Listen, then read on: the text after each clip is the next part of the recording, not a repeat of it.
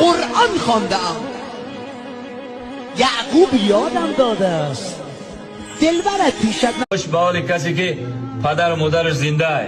از پدر و مادرای آدما را میبینم نه وای حج اومدم دیدم که پدر اوچ کردم. مادر انتظار تحفه نیست، محتاجم نیست. مادر در تحفه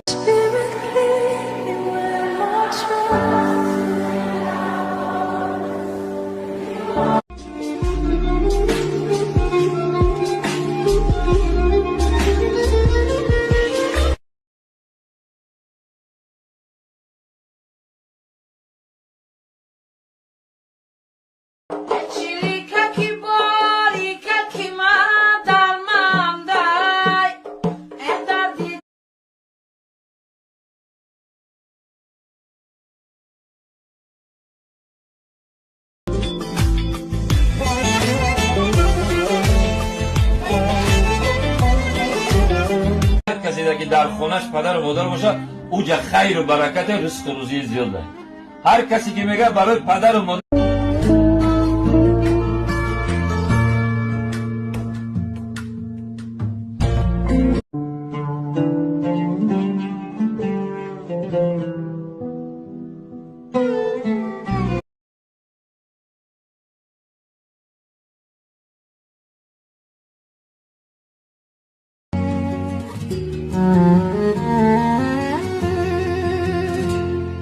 مادر من پدر انسان ناتکرار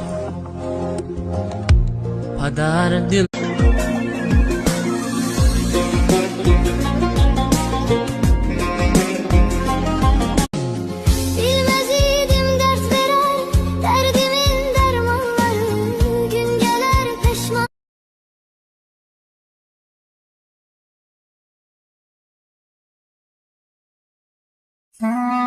هیچ کسی لیاقت خوبی را نداره. باور کنن به اون کسی که خوبی میکنی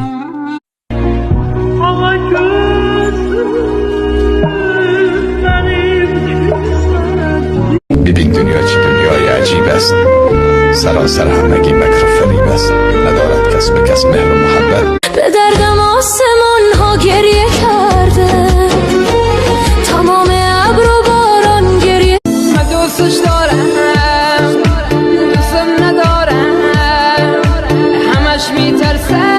جال جال جال دیوانه شدم.